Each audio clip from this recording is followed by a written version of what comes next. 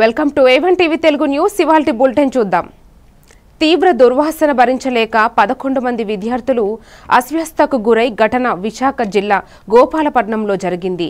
ఈ సమాచారం తెలుసుకుని యువనేత మౌర్య సింహ గోపాలపట్నం 30 పడకల ఆసుపత్రిలో చేరిన 9 మంది విద్యార్థులను పరామర్శించారు. చికిత్స పొందుతున్న విద్యార్థులు సురక్షితంగా ఉండారని వైద్య సిబ్బందిని అడిగి తెలుసుకున్నారు.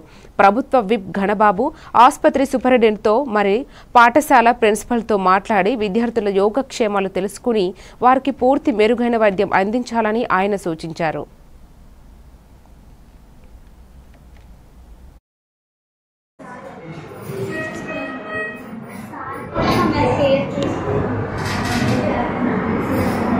మీరందరూ లంచ్ చేస్తారు.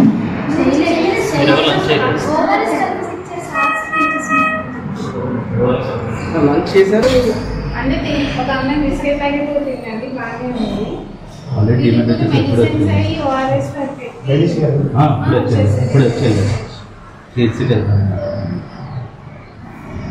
మీరందరూ లంచ్ చేశారమ్మా?